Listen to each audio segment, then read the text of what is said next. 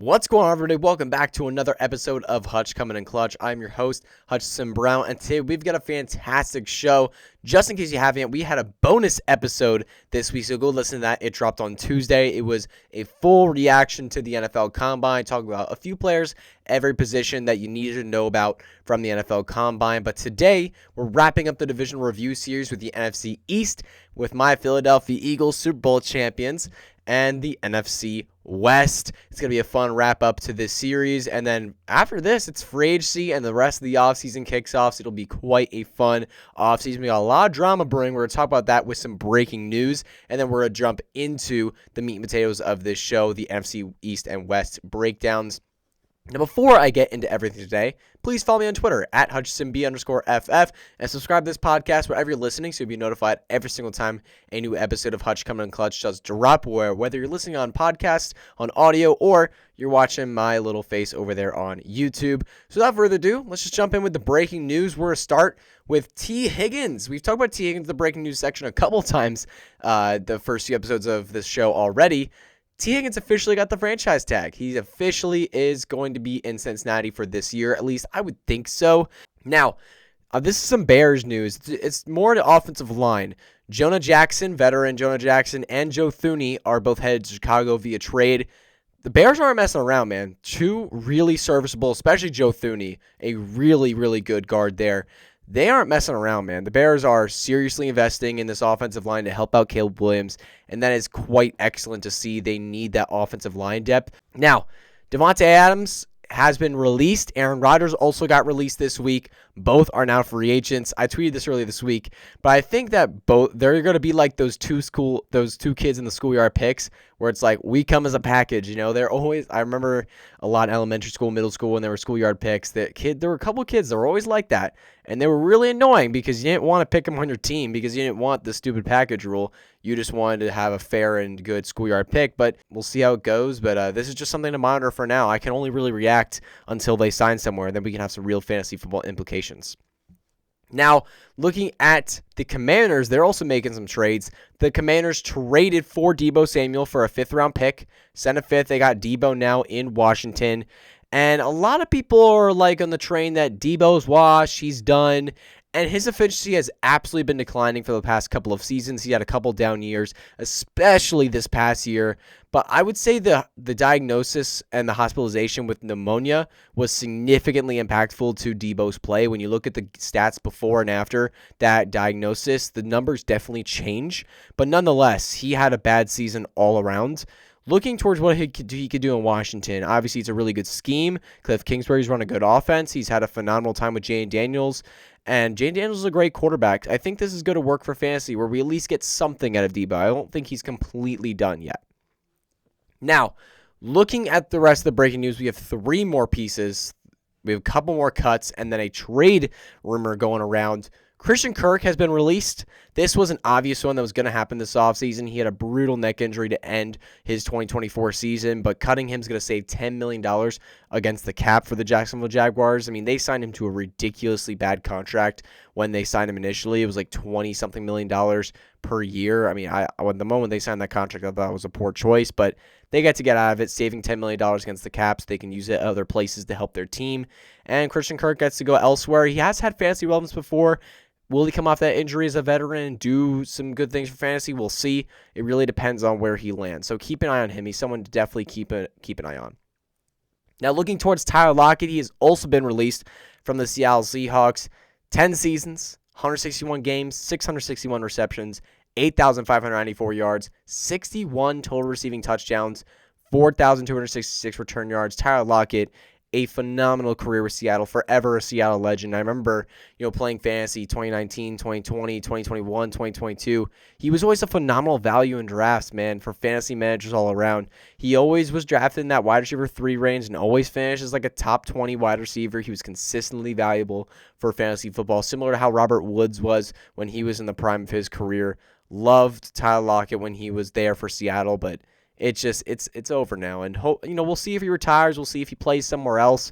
But this isn't relevant for fantasy though. Tyler Lockett is toast. However, we do have some big fantasy relevant news in Seattle in this receiving room as well. Along with Tyler Lockett being released, DK Metcalf might be on the move. This last season, it seemed like there was a lot of heat between DK Metcalf and the Seattle Seahawks. It seems like things were not okay. DK Metcalf had quite a frustrating season. You could see him visibly frustrated for the majority of the season. And DK Metcalf has now officially requested a trade out of the team. So to look at a few of the top places that he could go, I have 4 teams narrowed down. I'm looking at the Chargers, I'm looking at the Patriots, I'm looking at the Packers, and I'm looking at the Carolina Panthers. Those feel like the 4 teams to me that are really going to be aggressive in pursuing him. There might be a couple others as well. We'll see what happens. I think the Ravens are also a sleeper option for this one. I think the Chiefs could go after him. But overall, I think those 4 teams are the ones that you really want to keep an eye on. All 4 would be really fun for fantasy in different ways.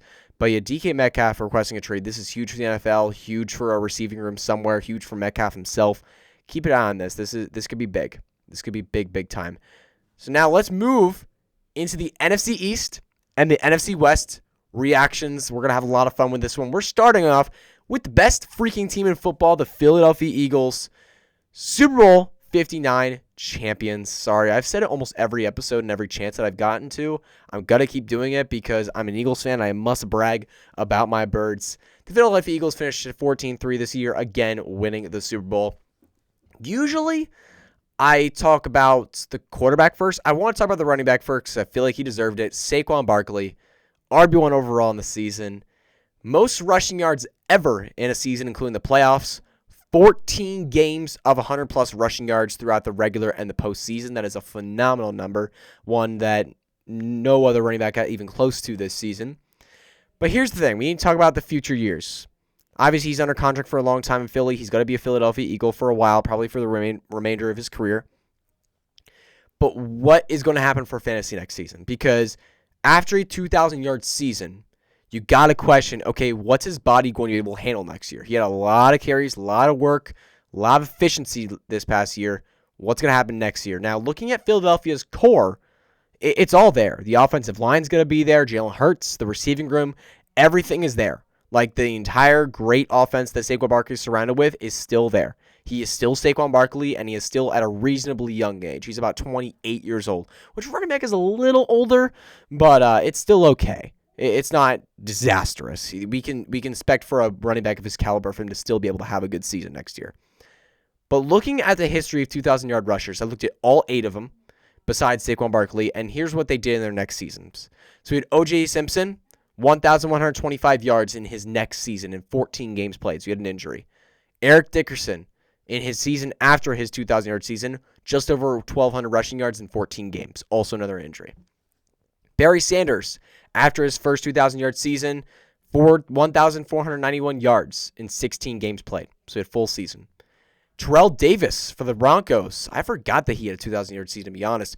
211 yards after that. He had 4 games, and he had a devastating injury that took him out the rest of the year. Jamal Lewis. I also forgot he had 2,000 yards in Baltimore. Just over 1,000 rushing yards in 12 games played. Then you look at Chris Johnson, CJ2K. 1,364 rushing yards in 16 games. Adrian Peterson, 1,266 yards in 14 games. And then Derrick Henry. This is the most impressive one. Derrick Henry had 937 yards after his 2,000-yard season in 2020. But the thing about it is he did that in 8 games, which means he was on a pace for 1,991 rushing yards, which no other running back on this list was even close to. Derrick Henry was an outlier in this stat. So what I'm trying to show you here, when you look at all those numbers, when you listen back to that, you realize that after a 2,000-yard season, you usually see injuries and you see efficiency go down. I didn't mention it on the list. I only mentioned their straight yardage. But the yards per carry, the general efficiency of these running backs tended to go down after a historic 2,000-plus yard season. So that's something we have to be really worried about for Saquon Barkley is where's the efficiency going to go? Is it going to go down? Is it going to stay the same? I would bet that it's going to go down. Now, that doesn't mean he can't be a top 5 running back because look at all these numbers. These guys, Barry Sanders, 1,491 rushing yards, Chris Johnson, 1,364. Like, these are very respectable numbers. It's just we can't expect the same thing to happen last year as it did this year. So when he's sitting there at 101, it's just like, I don't want to say it's an overpay because he feels like a safe player, but it's also like he's destined to go down after what he did this past year. So Saquon Barkley, the expectations are high. We're thinking top 5 for sure, but also temper expectations at the same time that he's probably not going to do what he did last year. Now, let's look at Jalen Hurts. He was a borderline top 8 quarterback in fantasy football this past year. Slightly inconsistent this year. 5 out of his 14 games going outside the top 10. Almost all of those coming in the second half. Because in the second half, the Eagles kind of realized, yeah, Saquon's our guy. He is our only piece. He is our front man. They let him take over a lot of games in the second half, especially with the colder weather. They let him take over a lot of games. And as a result, we saw a multitude of games where Jalen Hurts didn't have to throw the football. He got criticized for it a lot, but it really wasn't his fault. It's just that Saquon Barkley was so good that he took over these games. And it left fantasy managers wondering, where was Jalen Hurts this week? He had a really tough one for me. So looking at overall his fantasy value, though, the tush push is still elite. His rushing touchdowns are there. His rushing value is there. I would say he's still an elite quarterback. He's going to be a top 5 to 6 fantasy quarterback next year for sure. Lock him in there. But if he's drafted as QB2 next year, with the reliance that the Eagles have with Saquon Barkley, I might be a little hesitant to take Jalen Hurts at QB1, QB2, QB3 if he's sitting there. I might prefer more QB5-ish price. Now looking at A.J. Brown, he was the wide receiver 12 in points per game this year. It came in waves, obviously, similar to how Jalen Hurts came in waves. There's a lot of drama, a frustrating season, but at the end of the day, he's a champion. He won a Super Bowl. He got his ring. Happy for him. He's a very talented player. And looking at early best ball ADP, he's about wide receiver 10 and 12, and it's a really solid ADP to me. I'm willing to pay for it there. It's okay price. And I've seen rumors too that he's going to be traded. No. He's not getting traded, guys. Don't even think about that. That's not happening.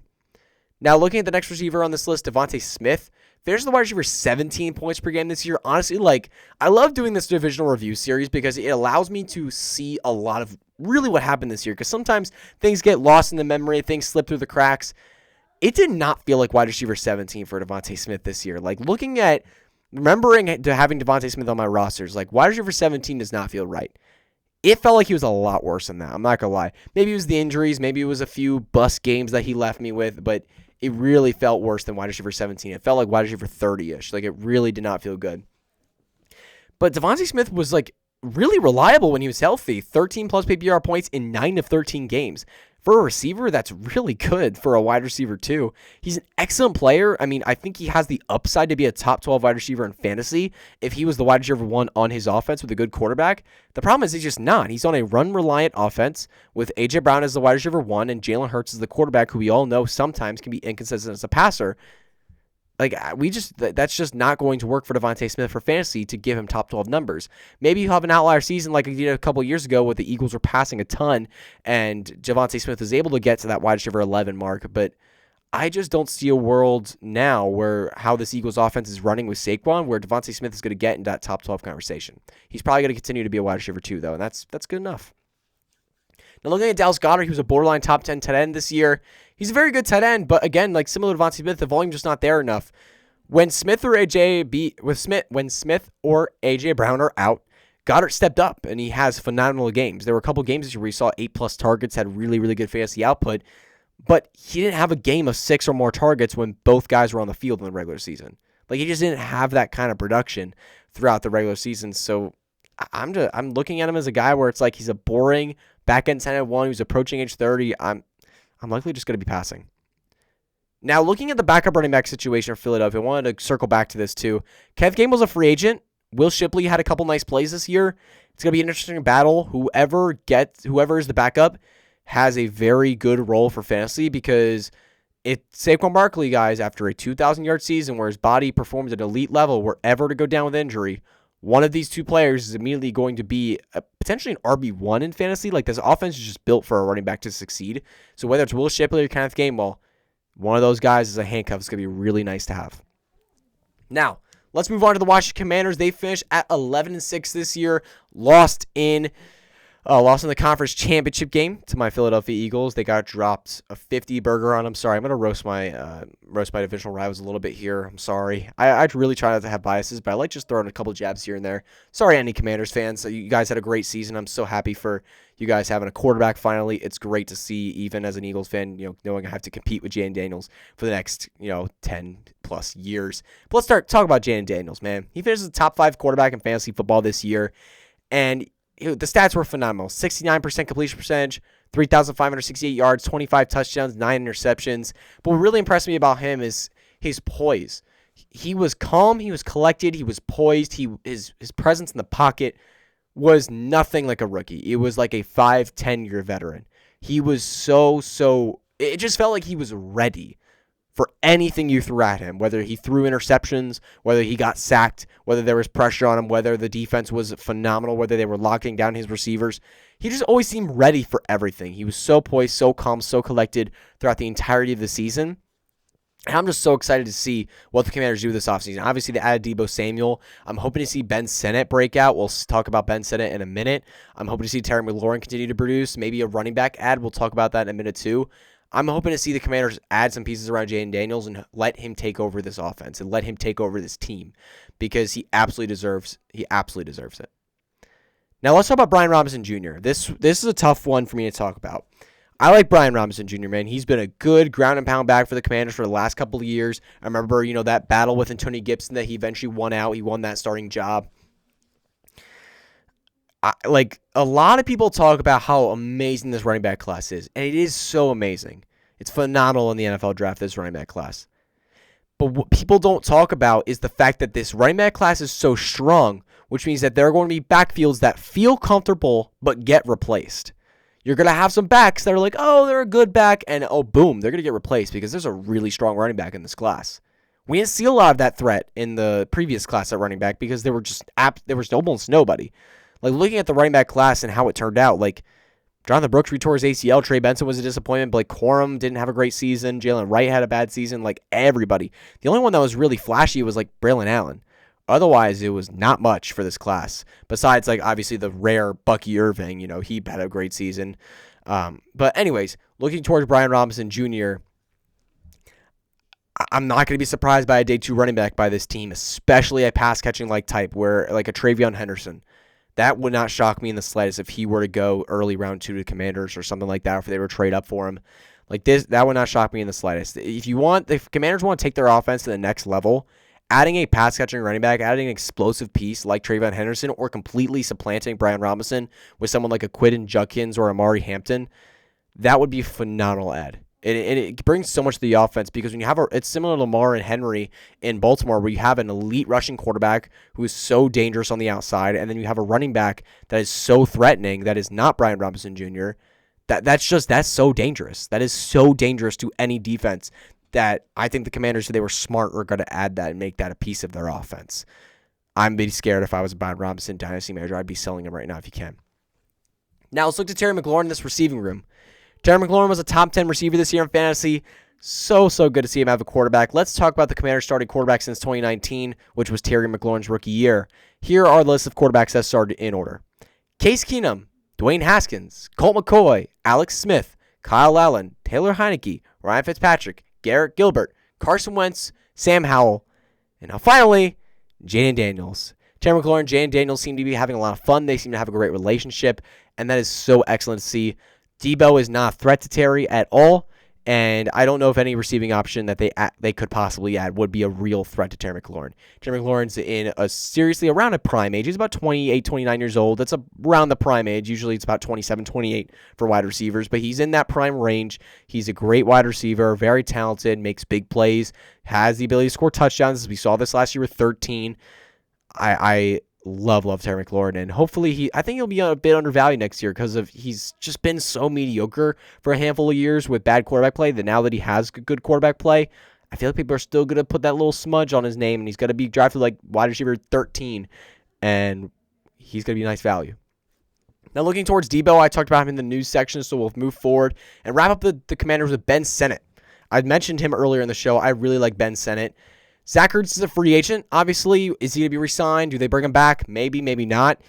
If they don't, I'm really going to be in on Ben Sinnott as a nice sleeper tight end. He made a couple really flashy plays last year, especially one on special teams.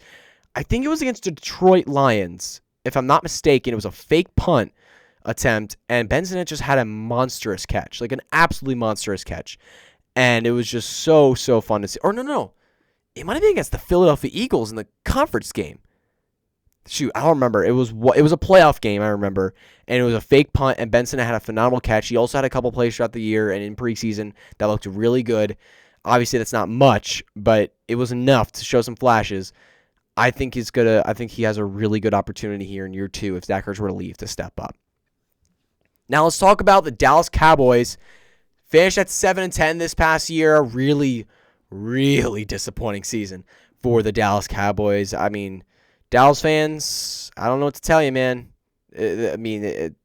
Jerry Jones got to be gone soon, man, or else you guys are just continue to be cooked. We got Dak Prescott. We're talking about him first.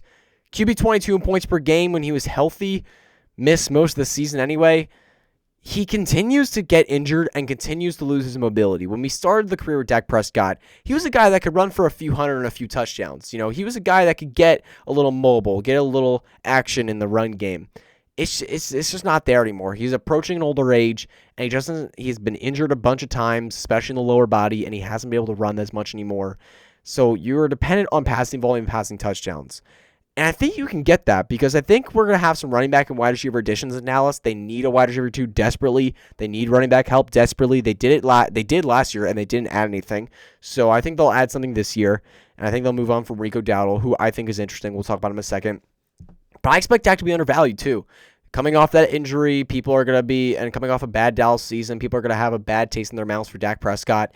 And I think if they add running back, add receiver help, this is an offense that could be really productive. And Dak Prescott is a regular season hero. He can do a lot of things in the regular season, and we've seen him be, a top 5 quarterback in fantasy multiple times now.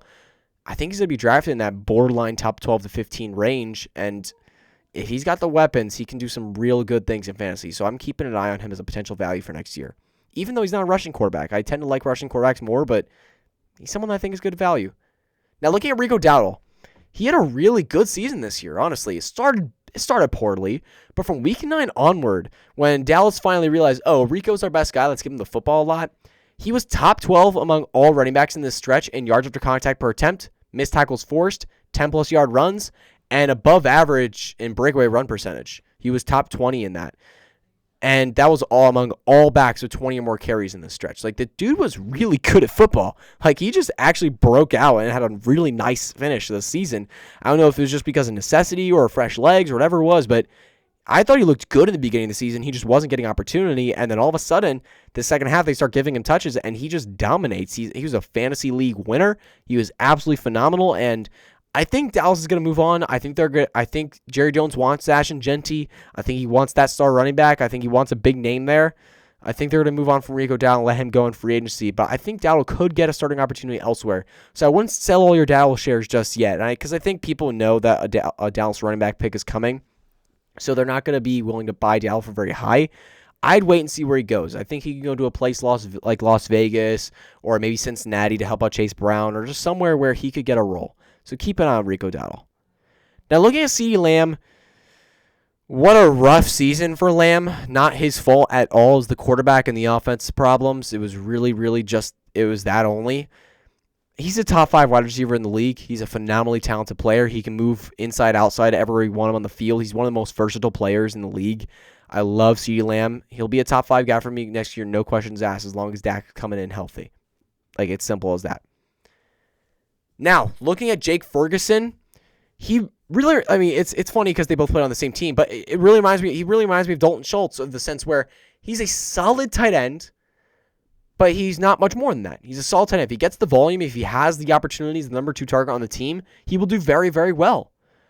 But if there's other receivers in front of him that are continuing to earn volume over him, he's just not good enough to do a lot with very little. If you give him 6+ targets a game, he's going to give you like 5 for 50. He's going to give you that, and that's good. If he scores a touchdown, that's great. But if you give him like 4 targets a game, he's going to get you 3 for 30, 3 for 25, 3 for 36, and that's just not good. And given that I think Dallas is going to add some receivers this offseason, I don't think it's going to reflect very well on Jake Ferguson. So as a result, I'm probably just going to be I'm going to be lower on him than most. So I would sell him if I were you. In Dynasty, that is. Now, looking at the New York Giants, to wrap up the NFC East, they finished at 3-14 this year. Let's talk about the quarterback position. I mean, this is just a wait-and-see situation. It's going to be a new quarterback. They're not going to roll with what they have right now. Let's talk about Malik Neighbors. Obviously, it's really hard to talk about the rest of this offense without talking about, who's the quarterback going to be. But we'll talk about Malik Neighbors in the sense of he's phenomenally talented. And, I just need to talk about the first 4 games, right? The first 4 games before his concussion. His pace was absolutely absurd. He was on pace for 179 targets, 148 receptions, 1,640 yards, and 13 touchdowns. If Jamar Chase did not exist in 2024, that would have been the Triple Crown. Like, Malik Neighbors as a rookie would have Triple Crowned the NFL if Jamar Chase didn't exist. Like, that is absolutely insane for that first 4-game pace. I really, really hope for him that's Russell Wilson or that's Jameis Winston. Those two guys would be gunslingers. They would be willing to chuck the ball downfield to him on every play. They'd be willing to hyper-target him. Or Matthew Stafford. It seems like Matthew Stafford's a Ram, though. We'll talk about that in a second. It feels like that's where it's going. Man, that would be nice. Russell Wilson or Jameis Winston, but we'll see how this goes. Now, next we'll talk about Tryon Tracy. He had a really good season, man. I mean, the second half of the season, when he finally took over that backfield over Devin Singletary, he was a dominator. He was, a top 15 running back in the league. He looked like a great rusher. He looked like a veteran out there. He is a bit of an older running back at about 24, 25 years of age, and it looked like it. He looked not in a bad way, but in a really experienced, good way. He looked like he knew where to find every single hole. He was amazing specifically on the finding cutback lanes where the offensive line would flood everyone one way and Tryon Tracy would be able to find a hole on the other side and just cut back. That was his best run last year. That was his best ability, where he would find that lane, cut back, and just explode off the line of scrimmage for a huge gain. He had multiple big runs off those cutback runs last season, and I'm very excited to see what he does next year. The problem is, I think they're going to add somebody. I think the Giants are not going to go into this season with Tryon Tracy and no one else as their backfield. They'll add a Najee Harris. I think they'll add Javonte Williams. They'll add somebody to be a gross second back that'll take away a little bit of volume from him. But nonetheless, I think Tryon Tracy is an exciting young player, and I wouldn't be selling him if you're not getting much for him. Like if you get an offer like a high second-round pick or something like that, it's fine. In Dynasty, go for it. But if all you're getting is like late seconds or a couple thirds or just cheapness, like don't sell. Just hold on to him. He's a talented player. And talent usually wins out in Dynasty. Now, let's talk about Theo Johnson, too, to wrap this up. He was a day 3 rookie from Penn State, and I thought he had a really flashy rookie season. He had really, really solid games for a stretch there. He started to get some momentum again. He had a really nice touchdown grab, even in a game where he had a couple drops. And then all of a sudden, he has a season-ending foot injury, killed his season, killed his momentum. Really sucked to see that one, but keep an eye on Theo Johnson. The tight end position for the Giants has been a disaster for a while now. They had Darren Waller for a second. That was terrible. Then it was Daniel Bellinger. That didn't work out. And then they draft Theo Johnson. He starts to flash and he starts to look pretty good. He's a big, bulky, but he's really athletic for his size. I think he's really, really fun. And I think he can make some big, big plays on offense if you give him a chance. So keep an eye on Theo Johnson for sure. Now let's move into the NFC West. We're already at 30 minutes on the show. Geez, we got to move through this a little quicker if I want to keep you guys here not forever. But we're going to start with the Los Angeles Rams. Matthew Stafford finishing the quarterback 24-30 range, that QB2-ish range, depending on if you're looking at total points or points per game. Once that Kyren Williams stretch slowed down, Kyren Williams had that stretch where it was like 10, 12 straight games of a touchdown. Like he was monsters in the first half. And then that touchdown production started to slowly fade. It started to go back to the passing game. Stafford had some really good fantasy games down the stretch in the second half of the season. And there was some drama, but it looks like he's going to stay in LA. And honestly, as far as I know, as far as I saw on the field, he's not washed. That dude could play. Now let's move on to Kyren Williams. Kyren Williams is just a player that I can't get on board with. I don't know why. I can't get on board with him. It feels wrong. His efficiency in terms of yards per carry, yards after contact per attempt, and breakaway run rate all was down compared to last year. His 10-plus yard run rate was also down last year. Receiving work was down. The touchdowns just kept him afloat, man. The touchdowns were it. That's what kept him afloat this past year. That's what kept him good for fantasy this year. And when they disappeared, he was bad for fantasy. Like, when I watched them both play, Blake Corum and Kyren Williams, moving towards Blake Corum, I saw that Blake Corum honestly might have looked better. Like, he looked like the better back. He looked like the more physical, more explosive, more athletic running back than Kyren Williams. Kyren Williams is a solid running back, but he's not going to get you big plays. He's not going to rip off crazy big runs. His longest run was 30 yards last year. He's not going to break 5 tackles on a run. He's not that special. He doesn't create a ton on his own. He just gives what the system gives him. Sean McVay has a great system. I think the Rams could just have so much more, and I think Blake Corum has the potential to be a lot more. I'm looking at Blake Corum as a guy who I'm going to be drafting late again in drafts and hoping that the talent wins out there. I think Kyren Williams is a really solid player. I think there's a lot better than him. Moving to Puka Nacua, wide receiver 2 in points per game last year, has become the go-to guy for Matthew Stafford. And we all know what that looks like for fantasy. That's a really fun experience when you have a go-to guy for Matthew Stafford. We saw with Calvin Johnson, with Kenny Golladay for a couple of years. I don't know if everybody remembers that. I know Kenny Golladay was on that Giants team, and we hated that. But Kenny Golladay was a go-to guy in Detroit for a while. And then you have Cooper Kupp, who had legendary seasons with Stafford. Now you have Puka Nacua, a really good physical football player who barely knows what division he's in. He barely knows what his record is. He doesn't really know the other NFL teams. All he knows is run, catch, run. He just loves football, man. And it's really awesome. I love Puka Nacua as a player. He's a fun name to have on your fantasy team. And he's just a fun guy to watch. I love him. Draft him highly, man. Don't be afraid of him at all. Now let's talk about Cooper Kupp. We have 3 really similar receivers in this free agency class, looking at Cooper Kupp, Chris Godwin, and Keenan Allen. All 3 primarily slot guys that are excellent route runners, have really good footwork, and are overall decently physical wide receivers, and they're just past their prime age. They're all, approaching age 30 or I've passed age 30, and they're just looking for an opportunity. And Cooper Kupp's likely to be traded, and they're having rumors saying he could come back, but I don't think he's going to be back. I think he's going to be gone. It seems like the Rams made that decision a while ago that he's going to be traded. I think they're just battling out for the price of what the trade will be at this point. So that's honestly, that's it. You just keep an eye on where he's traded to. He could have a big impact somewhere.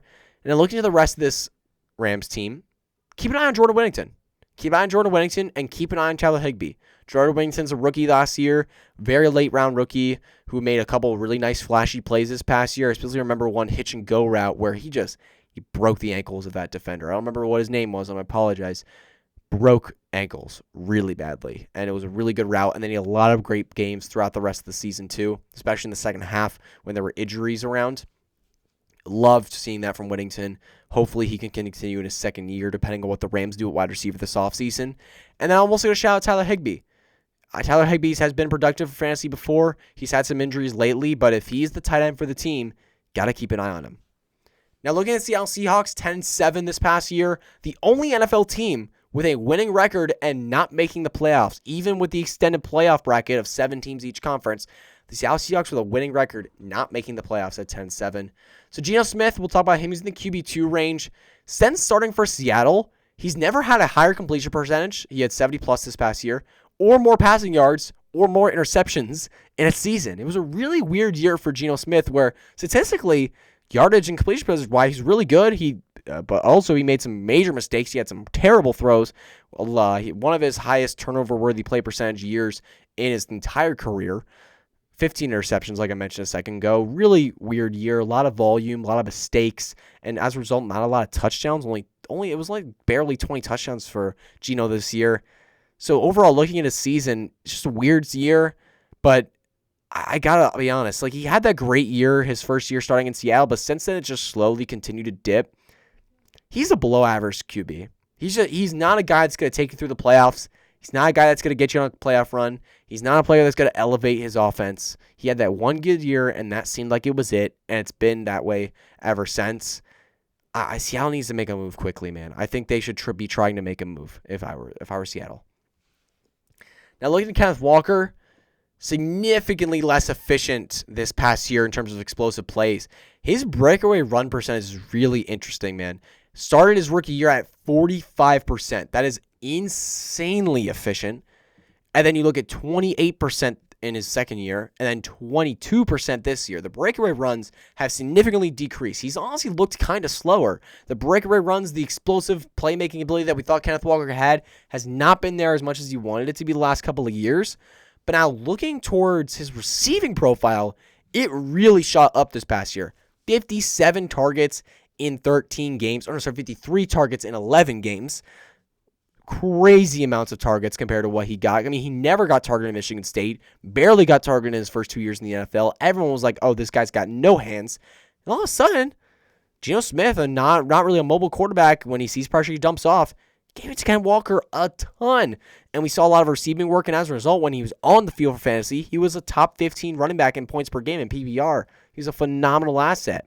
And when he's on the field, he kind of established, there's question marks about it last year with Zach Charbonnet as a rookie, But then that really worked out. It was Ken Walker as the guy.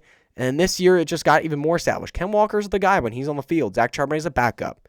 But I'm moving to Zach Charbonnet. He's a really good backup. He's a great handcuff. RB12, RB6, RB1, RB16, RB23, and RB26. Those are the 6 games where Zach Charbonnet had 70+% of the snaps. He was phenomenal for fantasy when he was on the field and had the workhorse opportunity for the Seattle Seahawks. He is like when Alexander Madison was in Minnesota. Anytime Dalvin Cook went down, you start Alexander Madison in fantasy and you don't blink twice. You don't look back. 100% Zach Charbonnet is locked in your lineup if Ken Walker's down, but when Ken Walker's in, he's a backup. Now let's talk about JSN.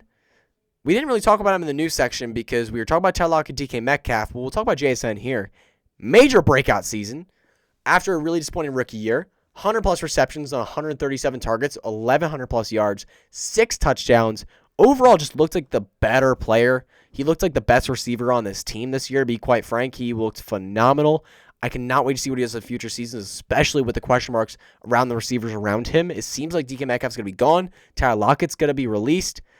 Like, JSN might see 200 targets next year, guys. Like, it's just, there's nobody else in this offense. I mean, he even tweeted, like, I think it was, did he tweet WTF or something like that on his Twitter account? He was like, what's going on? Like, it was just hilarious. Like, after these two, like, because the Tyler Lockett news and the DK Metcalf news broke at a very similar time range. And JSN's just like, what the heck, dude? Everyone's leaving me. But he's going to see 200 targets, man. He's going to be a monster for this team next year. He's quickly moving up my dynasty ranks. Now, looking at the Arizona Cardinals, the final team on our list to wrap up the show, Kyler Murray finishes a QB 10 this past year, 3,800 yards, most of his career, 21 touchdowns, 11 interceptions, almost a 69% completion percentage. It was a really high mark for him. Overall, a solid year statistically. But when you watched him play, it felt frustrating. I felt the frustration for Cardinals fans watching him play. There was so much inconsistency, a lot of bad choices, a lot of plays that were left on the table because of Kyler's inconsistency. It was just a weird season for Arizona. The disappointed Marvin Harrison Jr. sucked. The receiving room around Marvin Harrison Jr. sucked, besides Trey McBride, who couldn't score touchdowns apparently. I don't know what happened there, but he just couldn't get in the end zone. It was just a weird year for Arizona, man. But looking at Kyler Murray overall, I think he's going to be undervalued heading into next year. Early on best ball, he's barely a top 12 quarterback. I think it's a really good value for one of the best rushing quarterbacks in football. He's not age 30 yet. He's still young. He's still got those juicy legs. He's got a real... what I meant to say was that he's got really good legs for the running game. It brings a lot of juice to his fantasy football value. And, man, I can't get past the comment. Oh, man, I'm freezing. Kyler Murray, overall for fantasy, though, I'm going to view him as like a borderline top 8, top 10 quarterback next year. He's probably going to be drafted a little later. Now, looking at James Conner, RB 14 points per game this past year. Another really good season. He just looks good, man. He continues to crush, continues to blow away expectations, even at an older age. Love it, man. Trey Benson's there, but like he couldn't earn his way on the field last year. He barely got opportunity last year when James Conner was healthy. It still seems like Connor's the guy, and I'm going to approach it that way heading into next year. There's no reason to believe that Connor's not the guy. Now, Marvin Harrison Jr., I mentioned earlier with the Kyler thing. I know he had a disappointing rookie year. I know it wasn't fun. I know it wasn't as flashy as he wanted to be. I know there were definitely some letdown moments, but he flashed enough. 800+ yards, almost 10 touchdowns. I'm in for a breakout. I think the second year is going to be good. I think we're in for a second year breakout for Marvin Harrison Jr. It just doesn't always go for the rookie receivers just yet. I think also the Cardinals are to blame here as well, though, for his rookie year. They didn't get him involved early enough. Like early in the game for some short, nice passes. You know, you see a lot of times with the big name wide receivers. Early in the game, they're targeting them. They're getting them those easy throws, those easy slants, in routes, those easy quick catches, just to get them some momentum, get them mentally in the game. They didn't do that for Marvin Harrison Jr. They kept sending him on streaks and posts downfield, chucking it up to him on random 50-50 balls or inaccurate Kyler Murray deep passes. And it just, the momentum wasn't there, the mentality wasn't there. And I think as a result, that was a huge factor in Marvin Harrison's disappointment his rookie year. But again, breakout year 2 is coming. I'm feeling it. Then Trey McBride, I don't want to talk too much about him. He's the GOAT. He's amazing. Finished with just 4 touchdowns, 1 fumble recovery, 1 rushing touchdown, 2 receiving touchdowns. Finished the top 3 tight end. You draft him as a number 2 tight end behind Brock Bowers in fantasy next year. Simple as that. Now let's go to the 49ers. Brock Purdy, baby. Honestly, I personally, watching him play, this might have been his best season to me. Like, truly his best season. Because all around him, everything was crumbling. The defense on the San Francisco side was falling apart with injuries. The receiving room was devastating. Brandon Ayuk was terrible in the first half, then he got injured. Deebo Samuel was inaccurate. I mean, not inaccurate, just inconsistent a lot of the year. And the second half especially, he was just terrible. And George Kittle was the only reigning force in this offense. The rest of the time, it was flashes of Ricky Pearsall here and there in the second half. Juwan Jennings working in here and there. Random names. George Kittle. Christian McCaffrey being in and out of the lineup, being hurt. Running backs going down nonstop. Brock Purdy, through all of that, had a great year. He made a difference to this offense. He truly carried this team. There are a lot of questions heading into this season, heading into the Brock Purdy future of, can he take the step of being the leader of this team? Can he take that step? Because all it's been so far is the system and the weapons around him. Can he do good things if everything goes down for him? And while the 49ers had a bad season overall, I don't think it's Brock Purdy's fault. I think Brock Purdy put everything on the line for this team, and I think he did a great job. I think Brock Purdy deserves the contract. He deserves the money that he's going to get. He's got to get a $45 to $50 million per year contract. I'm very, very excited to see that. I think he deserves it. He had a great season this year. Now, looking at Christian McCaffrey, he's going to be a tough one. He's going to be a tough one, guys. I mean, we all know the season he had. I don't even want to talk about it. Looking towards next year, he's entering age 29. He's being drafted RB6 in best ball. And that is a discount. I don't think it's enough, though. I don't think that risk, it's not the risk baked in. He's a 29-year-old running back with a multitude of injuries piled up on him, multitude of long-term injuries piled up on him. He's had a big workload to start his career. He's had a lot of problems with injuries. Like, and even when he was back healthy last year, he just didn't look good. He looked fine. I'm not in. I'm not going to lie. RB6 is too high. I think I need more like RB 10 to 12. Once he gets to that range, I'm fine. I'll take him. I'll take on that risk. RB6 is too high. I get it. He has RB1 overall upside. But, like, there are so many guys in the top of the draft that I would rather take over Christian McCaffrey. Like, you have, I mean, there are 3 massive, potentially 4 monstrous potential first-round rookies coming in that all have top 5 upside in the right landing spot. You have Saquon Barkley, Bijan Robinson, Jahmyr Gibbs. You have Devon Achane, Breece Hall. But you have all of these players that are just like, there's so many top-tier running backs that Christian McCaffrey just slides down the rankings from you because of his risk. I'm out at RB6. Now, moving to Brandon Ayuk. We talked about it earlier in the show. He struggled early. The offseason drama, not showing up to practice, not showing up to camp really had an impact. Wide receiver 66, wide receiver 40, wide receiver 48, wide receiver 59, wide receiver 11, wide receiver 59, wide receiver 66. Those were his finishes on a week-to-week basis throughout the first 7 games he played. And then the ACL tear, also not a clean one. Really, really messy. It doesn't look like it's going to be a great recovery process. He might miss part of 2025, and he's probably not going to be the same player that we want to see in 2025 either. I think next year, not this coming year, but the year after, is the year where Brandon Ayuk is to be fully healthy again. And as a result, for fantasy, I'm just likely out. I'm likely out on him. Now, looking at the rest of this receiving core, we got George Kittle.